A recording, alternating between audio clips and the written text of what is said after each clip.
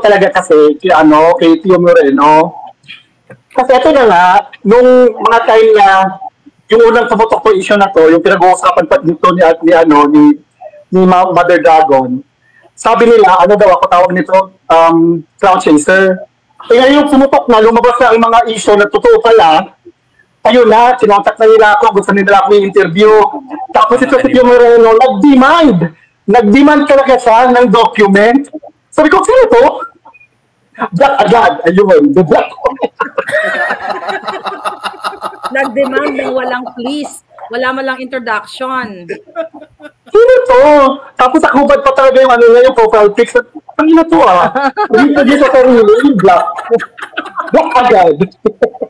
Parang masyadong mataas ang tingin sa sarili, no? Yun na wala talaga akong alam sa mga alputera-alputerang issue niyan. Kaya go lang kayo, sa kailan ako go.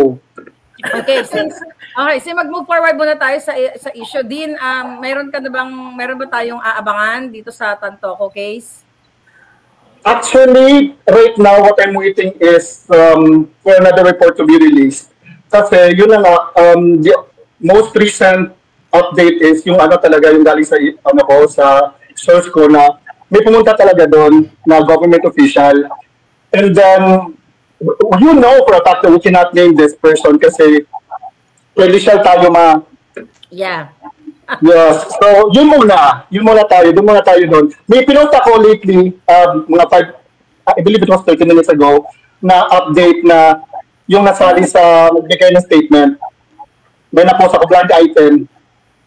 Check nyo. Okay. May tanong ako about kay Mother Dragon sa akin. Yung let's play a game. Oo, yung let's play a game. Who was there when Paulo Tantoco died? Who wants to buy a bowel? I love this game. One gave a statement and it's recorded in the Paulo Tantoco case file. Yeah. I know. Alam mo ko sila yan. may tanong ako. May tanong na si Nelson. For both Mother Dragon and Dean muna, Nelson, bago ka magtanong, i-introduce ko muna kayo kay Dean. Okay, Dean, these are our fellow warriors. Si Daenerys Tangayan, si Maui, Uncle Red, si Nelson ng Channel 167, si Yumi Santiago na isa ding lumalabas sa face, si Kate. Ang gaganda, Lord! Si Z na dating nag-work sa correspondence under Office of the President. And of course, si Mahal na Reyna. Okay?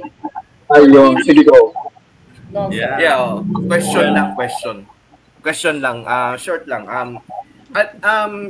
Both kay Mother Dragon sa kay Dean Chase, no? Because of that story about Tantoco.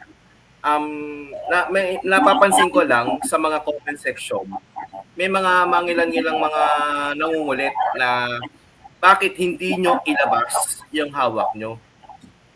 Ano yung pwede nyo i-reason out or ano yung sagot nyo sa tanong na yan? Kasi maraming pakawala dyan na questioning the motives. Questioning the motives and questioning kung meron ba talaga o wala kayong hawak. Okay, I'm gonna go first now. Yeah. Kasi, ito sinasabi kasi nila, bayad daw ako. That's usually the thing that they're saying about me. Bayad daw, tapos, couch-facing lang daw. To be honest itong Facebook ko, hindi ako kumikita sa Facebook ko. Okay? And it so happened lang talaga na malapit lang sa bahay namin. Kaya nag-investiga ako, and then we do have the documents. It's just that we cannot release it because it is an ongoing issue. And it's still being investigated. We cannot release any information that would destroy the investigation, basically. Okay. Yeah, actually, yung kung anong topic din meron ako hawak, pero hindi ako maglalabas noon siya yun, di ba? Na-explain niya naman At kung meron man ako nakuha, yung mga initial report, which is naipakita ko na yun lang yun. But I'm still waiting for another report, actually. We are still waiting. Which is, ang tingin ko, ay may pumipigil para ilabas yan. Meron talaga. Komunikasyon sa, sa authorities. So, ito kasi magagado, di ba? This was after first week of April, di ba? May pumunta doon na Asian-looking man. And Yes. I believe this was 2nd ba yun or 5th of April na may pumunta talaga doon at saka naka-closed door meeting sila sa supervisor. And then it was almost an hour. Hindi ko talaga ito makakalimutan because this is what I know. It was almost an hour closed door meeting. And then after which, sinigaw ng supervisor nila na the case has been superseded and there's going to be a higher investigating team that's going to take over. And then that's when they limited the information that's going out na. If you're going to go to the health department, actually, hindi na sila magbibigay ng any information. Wala na. Pero we can actually, wag na lang natin sabihin. Baka baka makagawa pa siya ng paraan. We're doing something. I'm doing something. Pero we'll see kung makakakuha tayo. Dahil nga, ginagapang nila eh. Yeah. So, yeah. May nabasa ako sa comment section. Request to eh. Please enlighten us about the bracelet. May idea kayo? Bracelet. Ako, I don't have any, wala akong knowledge dyan. Wala akong knowledge dyan. Sa bracelet. Ako hindi ako nag-expose ng tungkol sa bracelet. So, ang pagkakalam ko lang dyan, naparod ko kasi yan kay Ana Delby. Yung meron siyang bracelet na naka-home arrest, house arrest siya. So, iyon yung, doon nakalagay yung pang-monitor sa kanya. Pero hindi ko sinasabi na iyon nga yung nandun kay pero, yeah. With regards sa bracelet, hindi ako ang naglabas niyan. At actually, ni-research ko yan, tinignan ko yung bracelet. Wala akong idea sa ano bang klase ng bracelet. Meron bang parang fashion style bracelet to monitor, to track the suspect or the like Lisa Tanas. Hindi ko, pinorensic ko na, pero wala kasi akong background sa bracelet. So, I cannot really confirm kung yung bracelet niya suot ay tracker from the Beverly Police District. So, I just don't know. One thing I know lang, na ayun na nga, na nung nangyari, ay talagang, according to my source, nabinigyan siya ng extended immunity, kaya nakatakas siya, o baga nakawala siya dun sa sa scenario na yon at naimbestigahan talaga siya. Yun lang ang masasabi ko. So ano man yung pinag-usapan, government to government, Bangag government and the Beverly Hills Police, I don't know about it. But yeah, with the bracelet, I don't know. Siguro yung yun ang pwede magsalita. Yeah, wala din ako knowledge sa bracelet na yan. Yeah. Okay. Next attraction. Magbasa siguro tayo ng mga comment, baka may mga katanungan sila. Yes. May starstruck lang ako. May starstruck ako eh. Nabasa mo na, Princess Ma. Meron ka ba? Do we have any questions? Speechless ako kay Madam Jean Chase. Nakita mo ba siyang napinood? Bruce ko ni Dean? Ay, sorry. Sa personal yan. Yes, diba? Pero alam mo, I know, brother. When I first saw you, yung tinuturo mo yung dito yun yung naka-house arrest sila. Yun di ba? Tapos, sikreto natin ito mabuti. Ganun ka lang, ganun. Oo, kasi alam mo nyo, I did not have exactly go Mother Gaga. Yeah, Dean. Sorry, you're next, Dean. Nasabi ko, oh my God. Sabi ko itong batang to, sabi ko na ganun, napakatapang, at now may kakampi na ako. Hindi talaga ako mag-isang. Sabi ko, there you go. As in, galing niya. As in, talagang tinuro niya, dito yon. Ganun siya lang. Yes, hindi kasi, na siya. Yun na nga kasi hindi ko talaga alam na mag-blow up yung issue na yon. Hindi ko rin alam na magba-viral. Kasi nga, wala na talaga akong alam. Pati hindi ko rin kilala si Mother Dragon nung time na noon. So kaya nga, nung nangyari doon, nag-research ako, and then, oh my God, I found out na Paulo Santoco pala. And then, it just so happened na yung nagtatrabaho doon sa Archives Department is kliyente ko. And then that's when I found out who Mother Dragon was. And then hindi ko talaga inaano na ako nakauna noon. Kasi alam ko talaga na si Mother Dragon nagsasalita na about sa issue. And just to clarify sa ating mga audience, si Dean, hindi talaga Tama ba ako? Hindi ka talaga nagba-vlog. It's just so Hindi talaga ako vlogger. Hindi talaga. Na, nagkaroon ka ng interest sa issue dahil nga na kapitbahay lang kayo ng Beverly Hills at may nangyari. Yung nangyari yung event na yon, nakarinig ka ng mga siren and everything. So hindi mo pa alam kung ano nangyari, di ba? Then yung case, doon ka nag-investigate. So hindi ka ang intensyon not to pasikat-sikat, but actually, yes. Yeah, yung narinig mo na mga siren during that day nung Tantoco case, tapos nabuo mo yung puzzle, nabuo mo yung incident. Eto pala yun. So kaya you did more research about it. So just to give a clarification sa ating mga audience. Yes, go ahead. Yes. Kasi akala kasi talaga nila na content creator. Kung hindi po ako content creator, ladies and gentlemen, it just so happened na may connection lang po talaga ako and then I was able to put the pieces together. And yun na nga, I went into a deep dive, talaga rabbit hole in what's going on with the Philippines, and it's disgusting. A lot of people have been sending me na, ito pa, may nag-send sa akin ng audio na may binubottom. Binubottom talaga. And this person na binubottom is leader natin. Oh, shit. Oh my God. And then, yes, grabe talaga. And then, na-verify ko yung Facebook account niya kasi ang Facebook account na nag-send sa akin doon, akala ko talaga na, kasi nauso kasi noon, kisas yung tawag nito, tanim evidence. Tanim Yes. Tanim inciting to sedition, yung tinamnan yes. Yeah.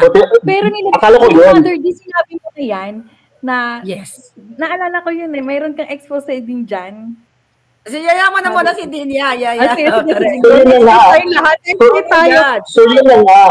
So, I was able to meet the person and then this person goes to the Folsom Street Fair. At saka itong Folsom Street Fair kasi dito sa California, kung alam niyo kung ano yan, it's I'm not gonna say anything. But it is what it is.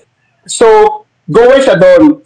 And then, sa loob ng audio na to, video, galing daw to sa video pero kinonvert niya na audio, andun ang boses ni Lisa Tanas. Oh shit, sa Botoman. Sa Botoman. Yes, sa Botoman.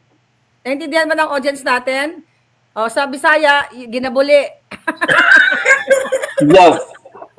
Okay, go ahead, Dean. So, kinonfirm ko talaga and the profile ng sender is legit. Wow, my God. And I was actually torn if I'm going to post it or not, so nakakadiri eh. Nakakadiri. Kadiri, Tapos doon talaga yung boses ni Lisa. Na-expose yan, dito lang yan, sa aming talakayan. Ang dami. Pero kung audio lang yan, I think pwede naman siguro. Sorry. Kung audio lang yan. Kung audio lang yan, tingin ko pwede namang i-post siya. Are you okay to answer questions, Dean? No, hindi pwede. Hindi siya pwede. Okay. Unless kung we'll see kung paano gagawin natin. We'll see. So yun na nga. Hindi talaga ako content creator, but thank you so much for allowing me to join you guys. Sabi itong grupo nito, ang daming pasabog, di ba? May ganyan pasabog. Grabe. Sa mga baboy, imagine mo, ang pasabog ngayon, ang pinakamalupit na pasabog, merong video, audio, nabutungan, bulian, sa Bisaya. Tapos doon ang boses ni Lisa Tanas. Ngayon, naku-curious ako. Binotom ba siya? Oh my God! Lalaki ang binotom. At lalaki ang binotom. At sabi ng lalaki, ang sabi ng lalaki, I think I can't take it. Ay, malaki niya. Ay, nako, ang laki. Ang sabi ng lalaki, I think I can't take it. At binulong ng lalaki ng isa, you can. Look. Oh my God! Oh my God. So, nanonood si babae na sa Torohan? Ano yung boses ni Lisa Tanas doon? In the background na parang may kausap din sa background eh. Ito for the heck lang, isend na yan, papa-authenticate na naman ni Maharlika yan. Nasaan ko na yan sa'yo? Ma, ang dami ko ni-send sa'yo, ma. Super, ang dami ko na-send sa'yo yung mga audio. Pati yung mga conversation ng ng Malacanang, ang dami. Ang dami ko na-send sa'yo. Hindi mo ganun sa dami. Sorry din. Ako nga. Sige, magtuloy-tuloy lang kayo. Oo nga. Oh my God. Hala, mag-iinggit. May inggit na naman ang mga Team Alports. Naku. Dito umakyat si Dean, sa kanila hindi. Tapos sasabihin na naman nila na alam na namin yan. Pero hindi nila. Hindi kasi sapilitan kasi doon sa kabila sapilitan. And what I don't like about it is that we are actually fighting for the same cause, And then what I don't like about the group is that they're using PRRD's name to monetize everything. And that's what I don't like about it. Yeah. Parang naging media na rin sila, no? Naghahabol ng scope. Yeah, I mean, ang kagandahan sa group natin, meron tayong kanya-kanyang discernment at ginagamit natin yung ating critical thinking na hindi tayo pwede lang nag-join dito dahil gusto lang natin magkampi-kampi. Edwin, mahal na rin na started this. Tapos pinakinggan ko kayo, may sense ba itong mga nagsasaltang ito? Baka mamaya nagpapasikat lang.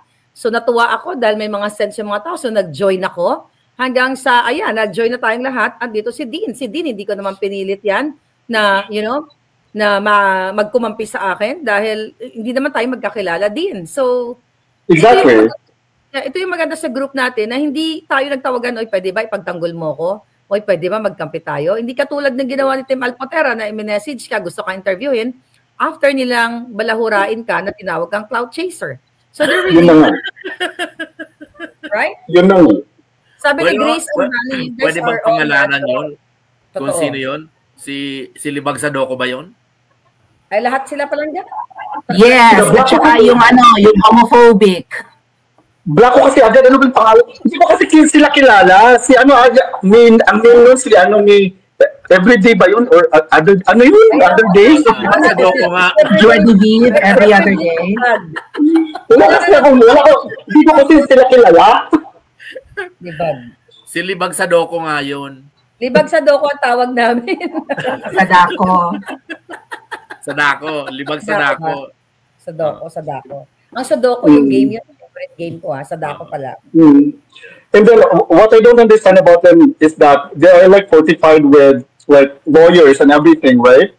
Pero yun na nga, may na-post na mga documents na circulating around the internet and no one can, verify the authenticity of the document. Diba? Parang kabobohan. Abogada, ang dadami yung 45Q with legal counsel and everything, but you can't authenticate a document? That's crazy. That's stupidity. Okay. Meron na naman, may bago pa lang nag-send sa akin. Okay, si Chef Mark at si Jam.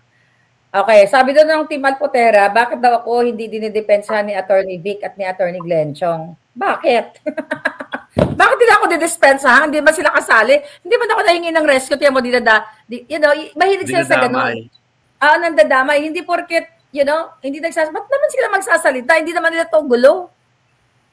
Di ba? Hindi naman gaya, hindi ka naman gaya ni Sadako na Attorney! Mukha kausapin si Maui Ako lang kakausapin mo! Sinungaling yan! Okay, Kate, go. Let me, can I answer on your behalf? Since 2015 pa kita pina-follow, alam mo kung bakit there's no need for them to defend you, you can defend yourself. Okay? Kasi yung lahat ng pinopost mo can be corroborated. So, ano pang kailangan nila Attorney Glenn Chong and Attorney Vic? Besides, meron din silang sariling laban nila and Maharlika can step up to the plate and she can hold her arguments can hold water. Okay? That's true. Ba't ka mangi-istorbo ng mga taong may sarili din silang laban? And I'm sure kung si Maharlika is I'm sure her attorney friends are going to swoop down and assist, but so far so good. Ano problema? That's it. Yeah. So, tsaka, never ako humihingi ng rescue kahit sabi ko nga, bata pa lang ako, hindi ako nagsusumbong sa magulang ko, sinasapa ko agad para tapos ng laban. Anyway, sige, moving forward. So, I just want to make sure na ma-highlight natin na isa actually sa humihingi ng tulong na i-defend siya ay si Chupanga. And guess what? Kung sino pa humihingi ng tulong, si Ma'am H. Yes. Hindi, tsaka si Vice President Sara ni-request. Si Vice President Sara. To show, diba? To show the people, to the viewers sa atin na, ito ha, kasama namin si Sara. Yan yung messaging nila eh. Which is tayo hindi ganon. Alright? Okay. May tanong ako kay Dean. Okay lang? Go. Sure. Dalawa. First is, nagkaroon ng delay, di ba? Tapos parang may kinausap na sabi mo nga, salt and pepper yung hair, or maybe gray na talaga yung hair niya. Sa tingin mo ba, may hope pa tayo na masentensyahan ang babaeng ahas na guilty? To be honest, up until now, kasi ang case is still under investigation. It is still an open case. I am hoping na masentensyahan talaga siya. I am hoping. Because it is still an open investigation and they're still gathering the necessary details na para mapin down talaga kung sino. And from the document that Harlika and I have, her name is very prevalent kasi sa document. She's literally in the same room. And she said na normal yon na effect sa pulburon. Pag every time na nasasagi sa isip ko yan, naiinis talaga ako. Napapamura talaga ako, napapaputang ina mo talagang disat, daras kang hayop kang bobo ka, hayop ka kang putang ina. Nakakainis talaga. Sorry lang talaga ha, kasi they have enough time to save the guy. Yeah. 7 hours. And they did nothing. Yeah. That's true. That's what infuriates me. That's what infuriates me. Yeah. And now, dahil nagkaroon na tayo ng mga bagong senador, at yun nga, si Kong Marcoleta, senator na siya ngayon, ay nasa Blue Ribbon, sana maipush natin na pwedeng imbestigahan yan. Dahil national issue yan. So, paulit-ulit natin sinasabi na national issue yung nangyari dito sa Beverly Hills dahil nga ang pera ng bayan ang ginastos dyan, sa entourage sila, pamasahe, hotel, lahat, pangbili ng pulburon, Philippine money or taxpayers money ang lahat ng gumastos doon. That's 100% sure. Kaya nga, di ba, nananawagan tayo na ilabas nila yung manifesto, ilabas nila yung mga expenses, di ba? Pero hindi nila ilalabas yan. Dinideny nga nila. But, yes, may mga concern. Ano pa ang ating question? Follow-up question na kay Dean. Sandali. May second question yata si Uncle Red. After the second question, saka ka na. Yes. Ready ka na bang awayin ng mga alpotista, Dean Chase? Naway niya na nga eh. Naway ko na nga eh. Hindi naman lang kami away. Sinasabi lang ng Dean. Totoo. Okay. Kay Dean, nung bang kasi di ba there's a 7-hour lag. Di ba bago dumating yung before they call. Let me pull up the document right in front of me ha. I'm gonna pull up the document right in front of me para ano. No, kasi nabasa ko sa di ba may nag-release. Hold on. I just want to make sure that you guys are being careful with your questions. Oh, yeah. And We are. Of course. Yes, we are. Right? Okay, sure. So, I'm just, because because of my line of work sa trabaho ko, pag ang na-administer, ura-urada, mabubuhay eh. But there was a lag, like a long time before help was summoned. Yeah. Right? Nabasa ko yun, and so basically yung statement ni Dina, based on the statement ni Dina na tumayo siya, pumunta ng banyo, and I think he had more, and then lumabas ang banyo saying he's not feeling really well. Parang ganon, and then dapat dun na yun, ano na sila eh. Kasi kung na-administer niya ng Narcan immediately. I believe that statement did not come from me. But that statement came from the wife, actually. That statement did not come from me. As a matter of fact, I actually read the document in one of my videos, and I redacted some important information like the name,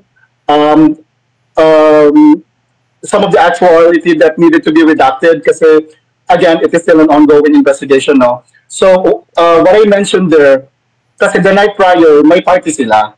And then during the party, this was at the tail end of the event na nakikita na nila na meron na siyang tawag nito, mga signs and symptoms na yun na nga, sweating profusely, and then incoherent na siya. So yun na nga, pinapunta na siya sa kwarto and sumama yung butod. Yeah. Kasamang dalawang lalaki. Additional dun sa ni Kate, paano siya ma-revive through that medication na sinasabi mong Narcan kung 7 hours late? So there's no point. Pero ang question mo yata, kung nabigyan ng immediate... Kasi ganito yan, if you call us, okay, say for example, maski under severe distress na due to OD, okay, and okay, maski severe and severe distress na, within 1 to 2 hours, pag na-administer mo yung Narcan na yan, nare-reverse ang effect eh.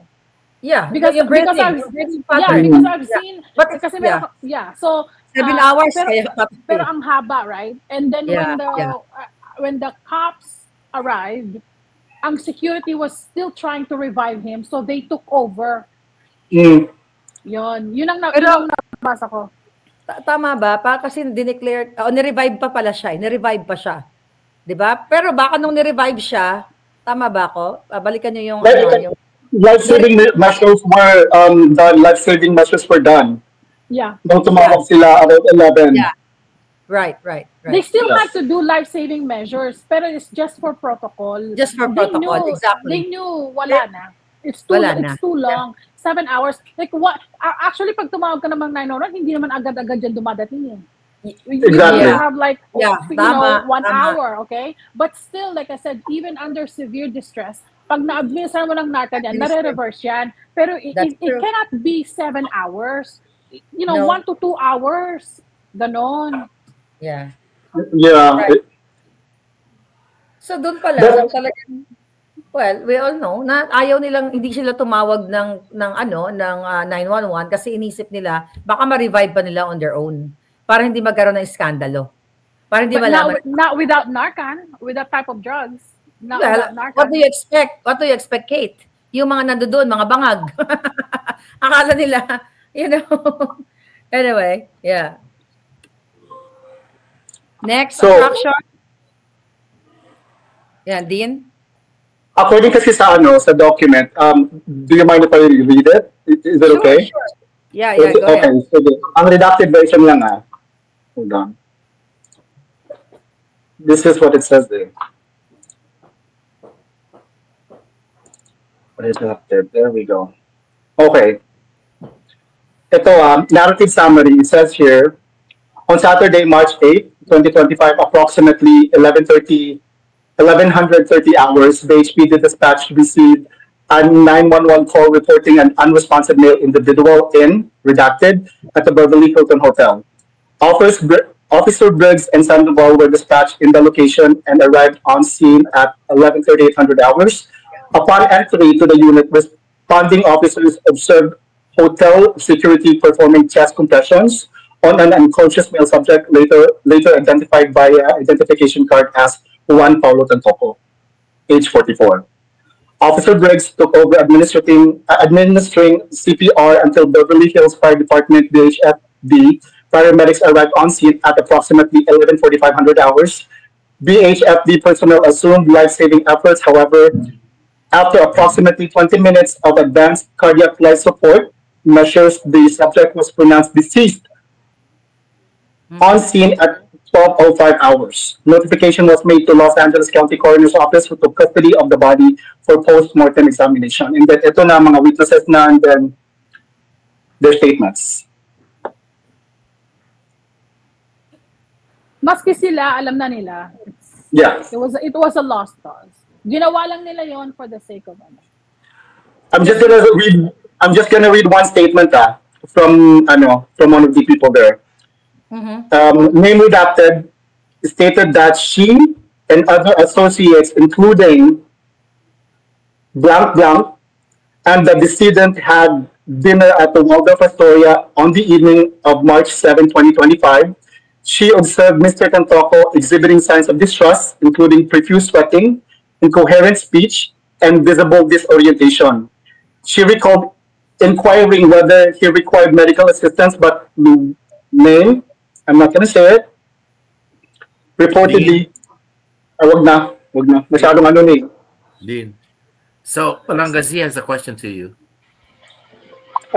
There's so many, I'm sorry, I almost said Yes, go ahead. Can you hear me? Hi, Dean. Yeah, hi. Yeah, Dean, of course you will agree, no, na after you came out, nabago na buhay mo. Yes. At hindi ka na makakabalik dun sa dati. My question is pang Miss Universe na question. Okay, what is it? How far are you willing to take this?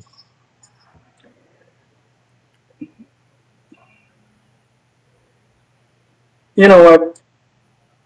I actually had a conversation with my family members about this, and there's no turning back. My name is already out there. My name is already tied to the documents. My name is already tied to the case. As a matter of fact, alam to ni Mother Dago na I already have a lot of death threats. May nagpadala ng kabaong sa bahay namin. Hindi ito nilabas ni Mother Dagon.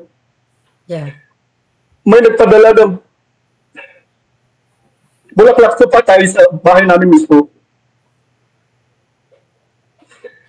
So we had no choice but to move my mom to a different location. Our entire family has been uprooted from my home, and the government is protecting my family right now. Honestly, there have been times na sabi ko na, you know what, I really want,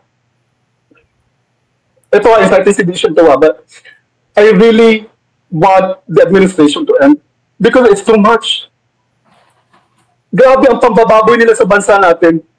Grabe ang pambababoy nila sa mga taong Pilipino. Kaya nga, sometimes kasi alam ko sinusundan ako, hindi na ako nagda-drive.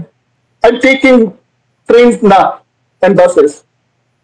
Kasi sinusundan ang sasakyan ko.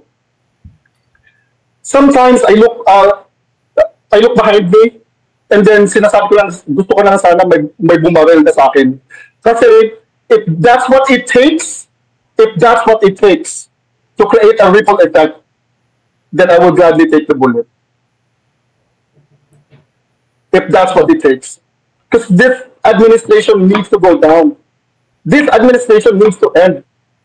It's effing everybody up. The Philippines, everyone. And it breaks my heart that no one is actually speaking up about it. Yeah. It breaks my heart. Grabe talaga. I'm sorry. No. Yeah, I totally understand din. Actually, mga kababayan, mga palangga, alam ko to, yung tungkol dun sa nagpadala ng kabao. Kami ni Spokes Hari. Dahil nasa higa ko nito din, I think Dean will, tell you na we were together sa fight na. Yes.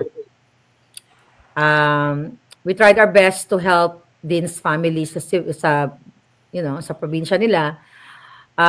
Kung ano yung pwede namin gawin nung time na yon na pinadala ng kabaong, ng bulaklak. So,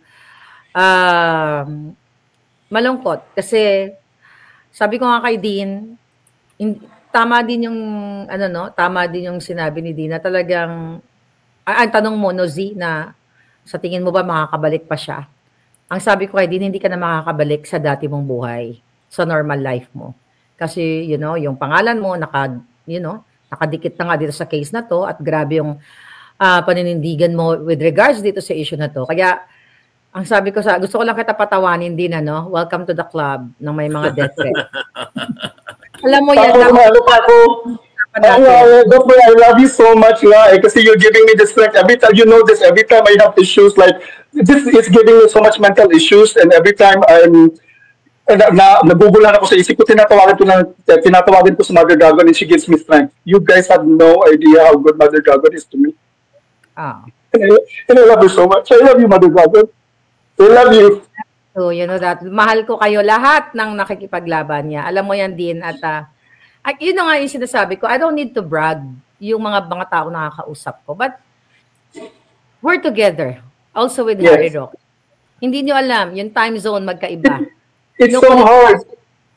That's what sorry. Go ahead. No, go ahead. No, it's so hard kasi akala lang nila na we are super strong. They don't have any idea what's going on behind the curtains when the cameras are off. It's really hard. Our lives are in danger. And alam niyo ba, wala akong kinikitang pera dito. Sa puso ko lang talaga to kasi I really want to help the Filipino people, and I think that the Filipino people deserve to know what happened sa Beverly Hilton. And that's what's up.